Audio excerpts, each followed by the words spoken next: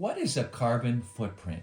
A carbon footprint is a measurement of the total amount of greenhouse gases that go into the air from something, a person's lifestyle, a product, an event, and more. So, how is a carbon footprint calculated? To calculate a carbon footprint, we need to consider all the greenhouse gas emissions that come from mining, growing, making, transporting, using, and getting rid of something. For example, what's the real cost to our environment of taking a car ride, or buying a t-shirt, buying a smartphone, or a cheeseburger? What are other words for carbon footprint? Some people use words like carbon dioxide equivalence, or greenhouse gas footprint, or climate footprint, to show that it's not only carbon dioxide, but all the greenhouse gases that make the earth warmer. Who has a carbon footprint? Everyone and everything has a carbon footprint. Even a Google search has a carbon footprint. Every person, organization, event, or even things that happen in nature have carbon footprints. My family has a carbon footprint.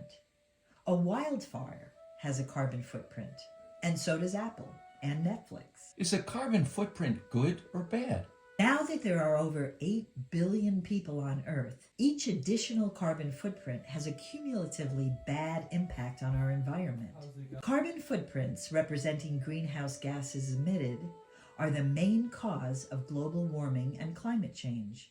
They also contribute to air pollution, acid rain, the melting of glaciers and polar ice, oceans acidifying, and sea levels rising. What are the negative effects of global warming and climate change?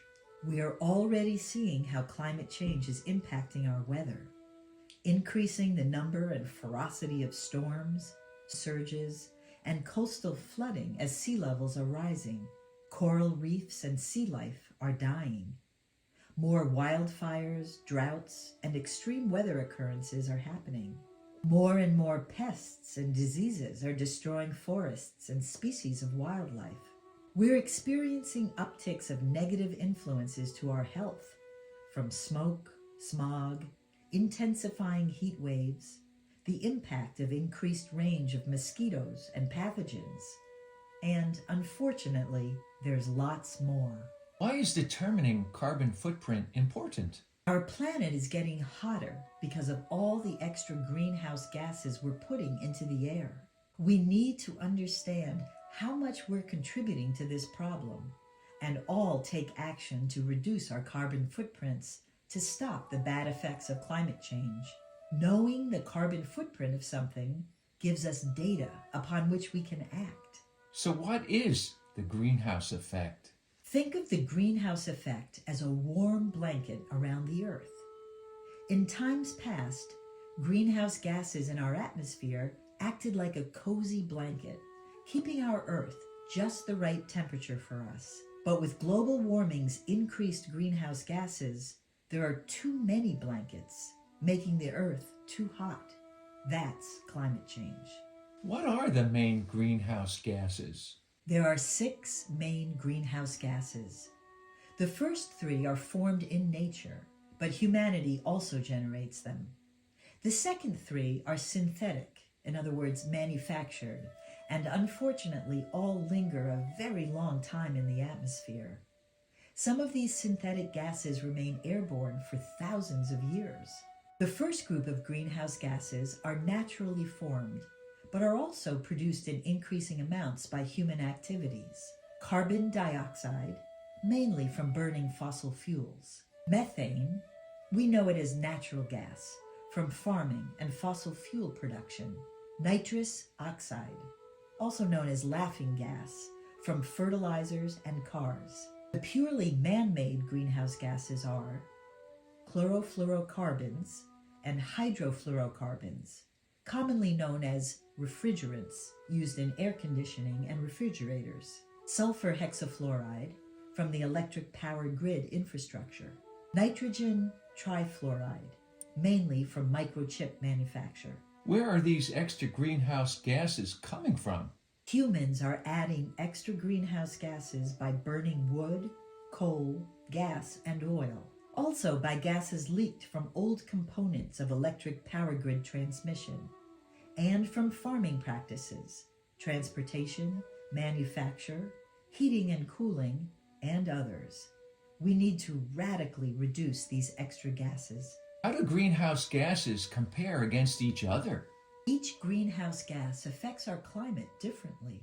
Carbon dioxide molecule is the least potent when it comes to actually warming the air. Sulfur hexafluoride is 23 500,000 times more potent than carbon dioxide, and the length of time gases linger in our atmosphere varies as well. Methane remains for 12 years before leaving the atmosphere, all the way up to sulfur hexafluoride, which is believed to last 3,200 years. Remember, all greenhouse gases contribute to global warming. What are some carbon footprints of common items? A pair of jeans has a carbon footprint of 44 pounds. A smartphone, approximately 30 to 70 pounds. Microwave oven, around 200 pounds. And a laptop computer, around 400 to 800 pounds. A compact car is around 26 to 31,000 pounds of greenhouse gases. And a luxury SUV, 44 to 58,000 pounds carbon footprint. That's 22 to 29 tons of greenhouse gases added to the atmosphere for every single SUV produced. There were over 6 million SUVs sold in the US in 2022. What are some high carbon footprint foods? Our food choices also affect our carbon footprint. Meat products have a vastly larger footprint than other food groups because of how they're produced. The 10 vegetables with the highest carbon footprints are cucumbers, tomatoes, bell peppers, chili peppers, asparagus, salad mix, spinach, cauliflower, broccoli, and celery. Because of the fertilizer and farming practices needed to produce them commercially, cucumbers are the guiltiest, releasing over twice their weight in greenhouse gases. Consider that one potato has a carbon footprint of 1.4 ounces of greenhouse gases. A portion of chicken has a footprint 34 times more than a potato, and a portion of beef 193 times more, or 17 pounds of greenhouse gases for one portion of red meat. What is the average American's carbon footprint? The average yearly carbon footprint for a person in the United States is 16 tons, one of the highest rates in the world. Globally, the average carbon footprint is closer to 4 tons per person. What is the largest source of greenhouse gas emissions in America? The biggest source of emissions in the U.S. is from using fossil fuels, that is gas, oil, and coal, for electricity and transportation. Which countries have the highest carbon footprint? China is the largest emitter of greenhouse gases in the world, with 10.7 million metric tons emitted in 2020. The U.S. is the second largest emitter of greenhouse gases, about half of China's 2020. Then, following in descending order, are India, Russia, and Japan. How can everyone do their part in reducing their carbon footprints? Everyday actions, from the clothes you wear to the food you eat, contribute to your personal carbon footprint. And don't forget that your town, state, and country have carbon footprints on your behalf. Please understand the urgency of reducing your carbon footprint, however you can, to protect our environment and slow down the rapidly increasing climate change. What is our new mission? To make small, medium, or large changes in your life to reduce your carbon footprint and contribute to a healthier planet. Every effort, no matter how small, can make a big difference when added to others' efforts. Press your family, friends, and government representatives to become environmentally aware of their actions and priorities. Share how what we do, what we buy, and what we use all have carbon footprints that impact global warming and climate change. What is the moral of this story?